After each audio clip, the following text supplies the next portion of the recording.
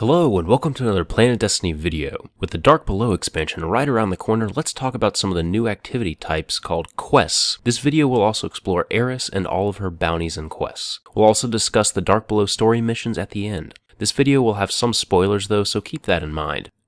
Among the last of those Guardians who face CROTA, Eris works in the shadows to bring about his end. First, let's dive in the new quest activity type. Its description reads, "Embark on a continuous journey for those who need the help of the Guardians." It's got a similar icon to these story missions. There's currently two known quests, Fist of CROTA and Ritual of Sacrifice. In Fist of CROTA, we'll face the Fist of CROTA leading the spawn on Earth. So the Fist is most likely a lieutenant of CROTA or some type of high-ranking officer in his army. In Ritual of Sacrifice, we will descend into the Hellmouth and find the sacrificial chambers. As you can see from the quest description, they'll focus on CROTA and the Hellmouth.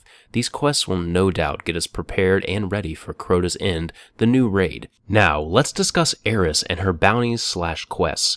For those that don't know, Eris is the new vendor coming to the tower. She's going to be an integral part of the Dark Below expansion and will guide you through it. Bungie has stated that the Dark Below story is going to be her story. In mythology, Eris is the Greek goddess of chaos, strife, and discord. Eris is also considered by some to be the 10th planet in our solar system. She has new bounties and two different types of quests. First, let's go over her bounties. Feel free to pause the video and read those.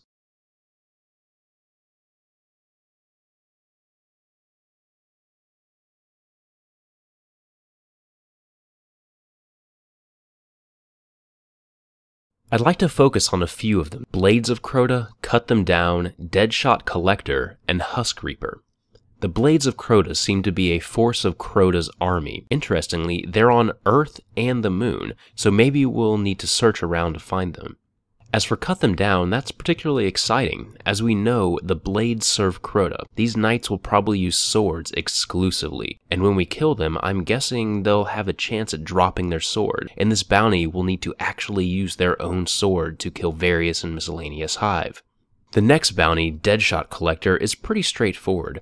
It has us use a black wax idol though, which is going to be used a lot more in the expansion.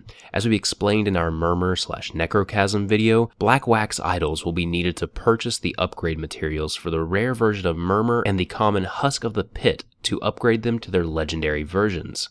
Speaking of Husk of the Pit, the Husk Reaper bounty might have something to do with the Husk of the Pit auto rifle. We probably need to do more than just complete the bounty to get the weapon though. If you haven't already seen our video on it, the gist of it is the Husk of the Pit is a common weapon which can be upgraded to the legendary Eidolon ally, which then can be upgraded to the exotic Necrochasm. Eris's quests are really where it starts to get interesting. You'll notice that we'll not only defeat the Fist, but also the eyes, hand, and heart of CROTA, all in the COSMODROME. There's also a quest for the new story mission, Siege of the Warmind. We'll discuss that a little bit later in the video. The Will of CROTA quest is for the Will of CROTA strike, one of the new strikes coming in the Dark Below. There's also a PlayStation exclusive strike called the Undying Mind. Finally, the Urn of Sacrifice is the start of a new quest type. It revolves around the mysterious urn, which is a strange ornate vessel teeming with an unknown power, according to its description. After we purchase it from Xur, we'll need to gather their dust, faith, fury, and suffering by completing various tasks. Once we finally complete those tasks, it'll be ready for the Ritual of the Forsaken on the Moon. The rewards for completing the ritual are currently unknown though. Speaking of rewards, Eris has shaders and emblems, as well as armor for sale. There's one legendary gauntlet per class, as well as 3 bonds, marks, and cloaks. Most importantly, she sells the Embalming Orb and Runed Core, which are legendary materials to upgrade Husk of the Pit and Murmur, respectively. As for the Dark Below story missions, there's 3. The Dark Below. Eris Morn has landed in the tower with fears of recent Hive activity. Something is waking on the moon. Help her stop the rise of CROTA.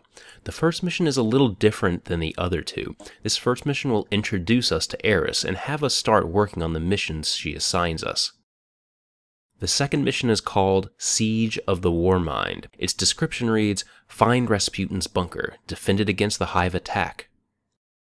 And the third mission, the Wakening. which has us go to the Temple of CROTA and destroy CROTA's soul. Eris has quests for these 2 missions as well, which we showed earlier in the video. That's Eris in a nutshell, everyone. I hope you guys enjoyed the video. I'll see you guys in the Hellmouth.